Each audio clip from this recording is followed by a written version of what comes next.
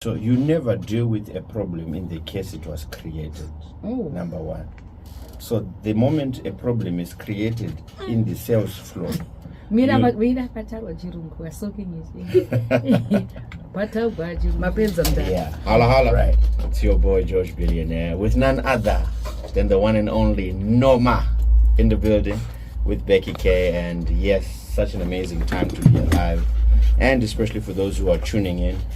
I can tell you this is a show that you're definitely gonna want to tune into every single Monday, because we're here to do three deliberate things. For all those who know us, we're here to PIE, to provoke, inspire, and equip. Absolutely. Our greatest mandate on earth is to be a blessing to many, to impact people's lives, to change people's mindsets, so that they too can see that, wait a minute, if Noma did it, if Becky did it, if George did it, surely I also can do it.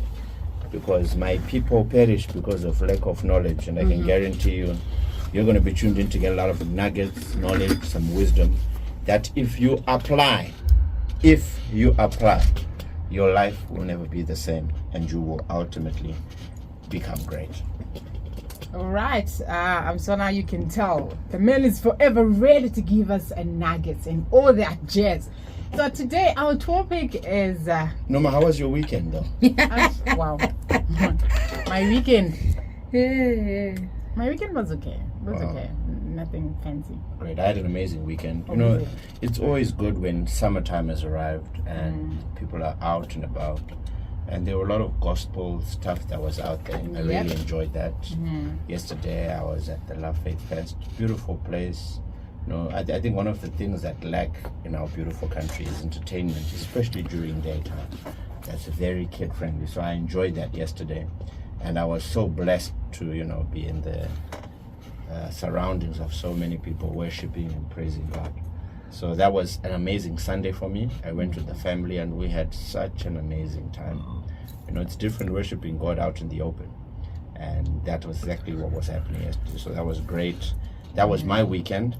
And I could not wait for Hustle Hard, because today, surely I can tell you I'm really charged up. And one of the things, Becky and Noma, I get so full of joy and happiness when people talk about the impact that this show is having on them. So we've given out my number a couple of times. There are people who have started, the people who, you know, heard me some years back at a university who are now in the corporate world. Oh, wow. And they say, we will never forget the time you came to spoke to us.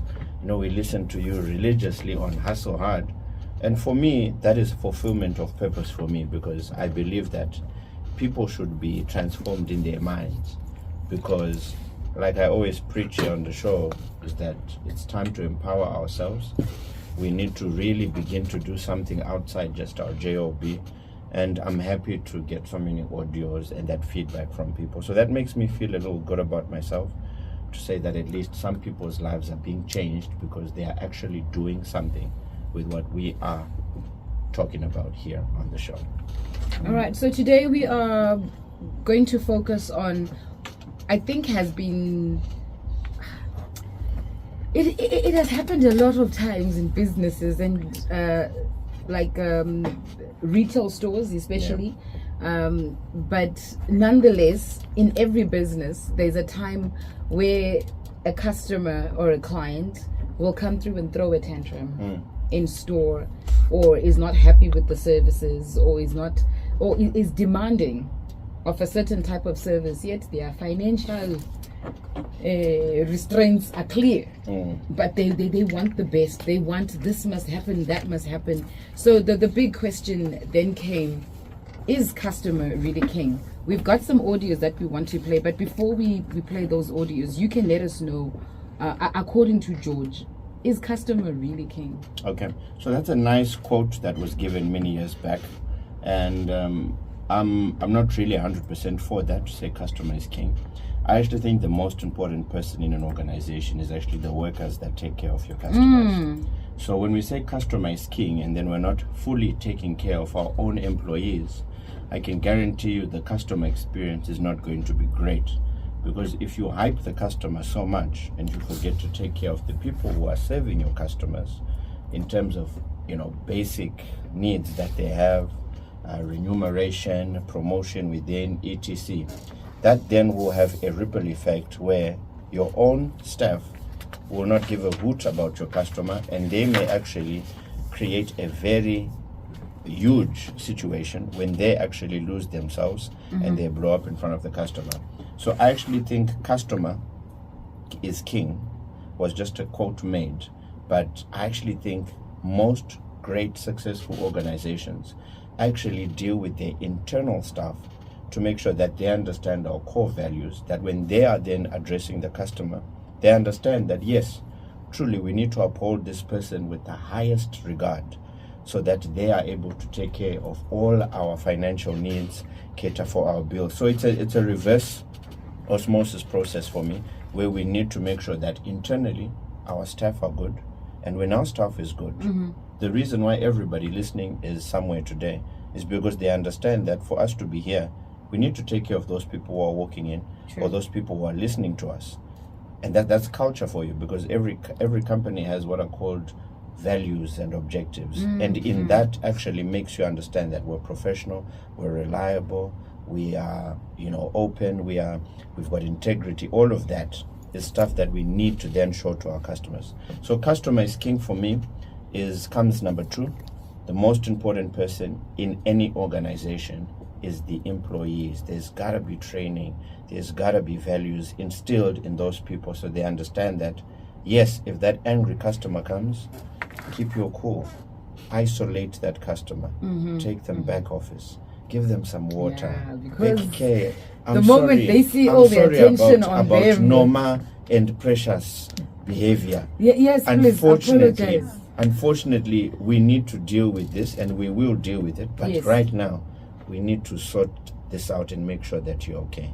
So what we're going to do for you, Becky, we're going to give you a complimentary drink. Oh, make that, because an unhappy customer is the worst form of negative marketing that you are ever going to have. But in a scenario like that, George, like what you've just said, a client walks in, Becky is upset with the way Precious and Norma have handled my account or my goods and stuff, and I'm throwing a tantrum in store. Then the manager comes out and says, let's step into my office, let's sort this out. When you take the client out away from Norma and Precious and you say step into my office, are you trying to savor the situation that there's not noise in the place of work? Or are you not giving attention to the client, saying, Norma and Precious, you did wrong, the client is right? So you never deal with a problem in the case it was created, number 1. So the moment a problem is created in the sales floor,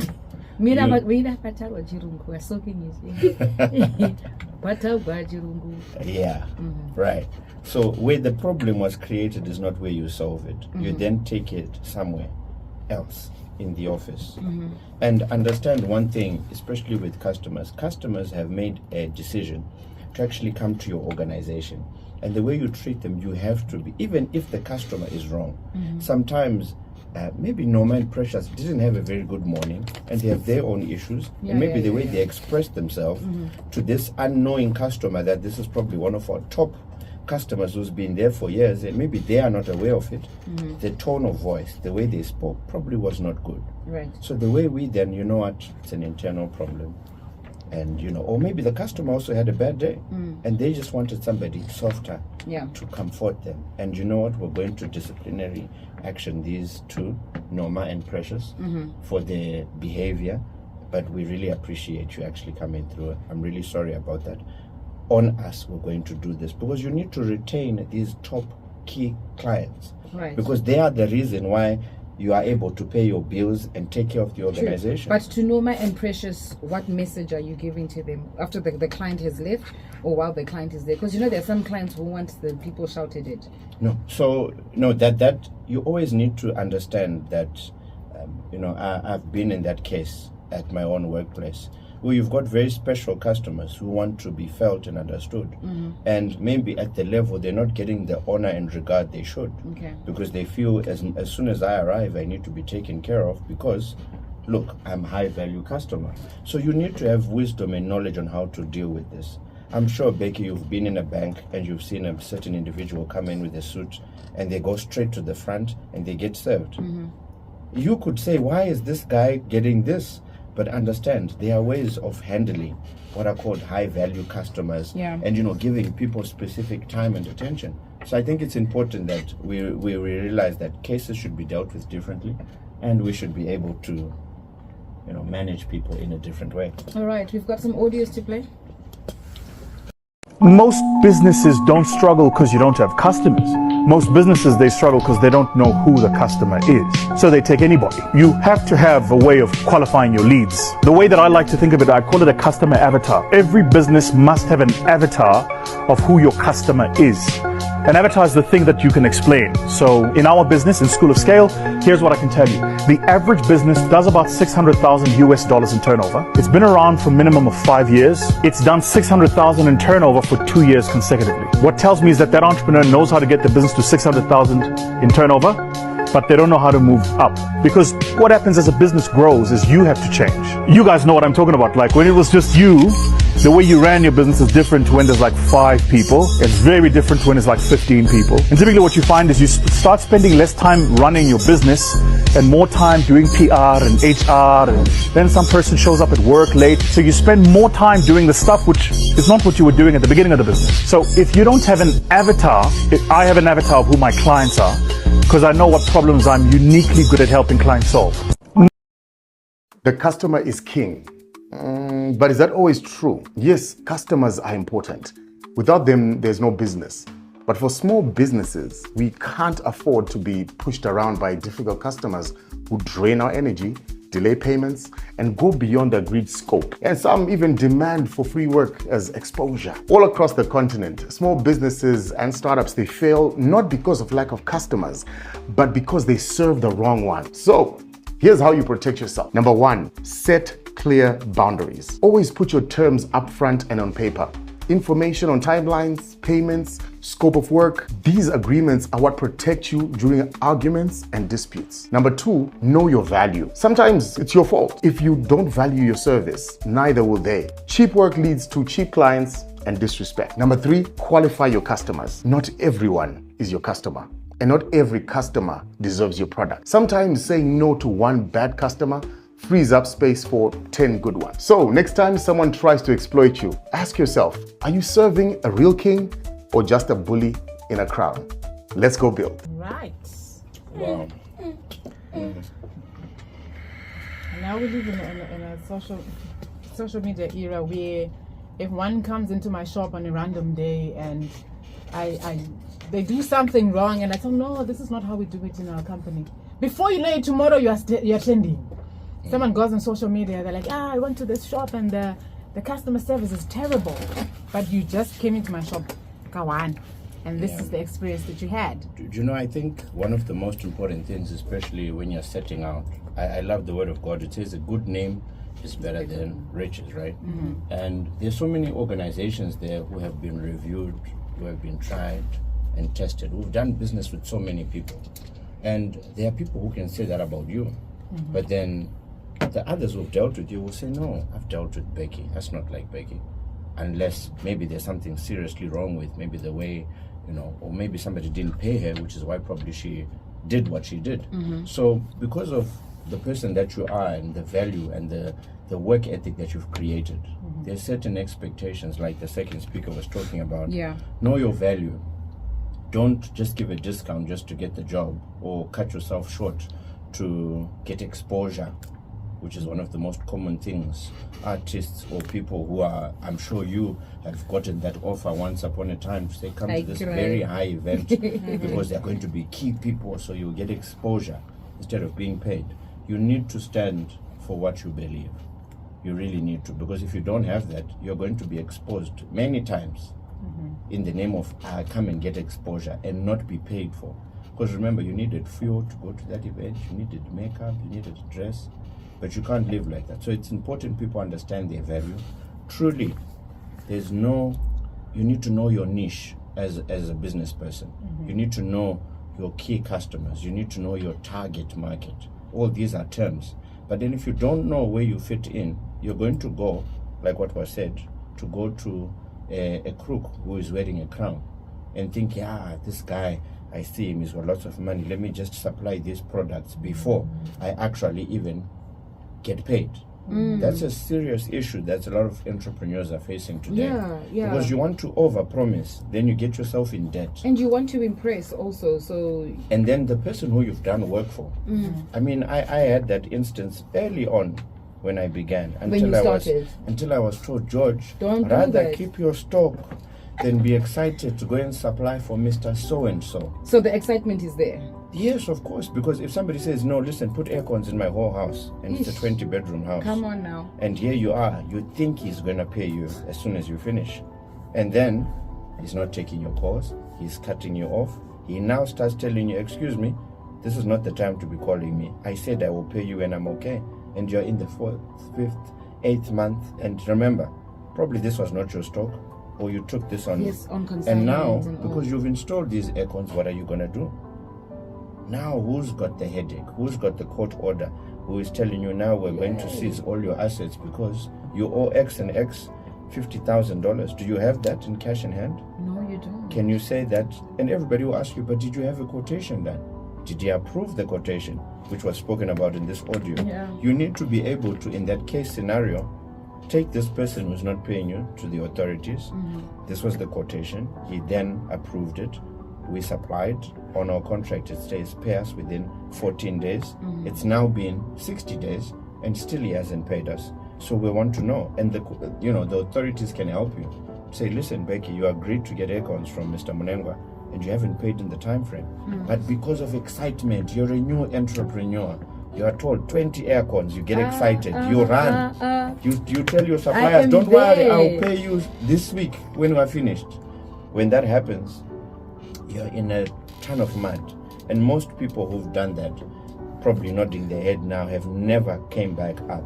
And those people who owe the money, they live their lives like they don't have a nothing has conscience. happened. They will walk by you, wave at you, say, hey, don't worry, I remember you, I'll sort you out soon. But who's enjoying that aircon now? And they haven't paid for it. And that's it. And with my case scenario, remember I had put aircons, Becky, and could I get access to the place I put the No, aircon? you can't. If you see this car, don't let it in. Imagine that. That's how extreme it was. But for me, that was a very painful lesson. Yeah. That taught me that no matter how lucrative it sounds, I'll pay you within 7 days. At least get a commitment fee for something that is outside your financial muscle. Get them to put something down. So in this And case, then have- is customer king, George. Customer anokutamba rafu kudai. No, but What the understand, customer demands. those are great lessons. And I'm sure those who are listening today have actually learned one or two things, because customer is very important. Understand this. But Yeah. you also need to know the caliber of your customers. Don't do first time business with people without any financial commitment down. Thank you. Without, I say, can you approve? We can go ahead with your quotation. Are you okay with our conditions? Yes, okay. Like checking every That's step. it. Because if you just do it and you rush to install all aircons, or you supply the product or service, following up on the payment without specific guidelines given is going to cause you a huge headache, and it can probably, destroy a lot of people's lives. There are people who I know, due to these transactions, who've closed ship, divorced because wrong financial decision that caused now their kids are no longer going to school, source of income, and it's disastrous. Yeah, So sometimes it's okay having stock, and your goods and services are moving slow, than to give them to somebody who had promised, who at the end of the day doesn't. So customer is king is fact, but I think one of the most important things, know your market. Don't be overzealous. What glitters is not gold.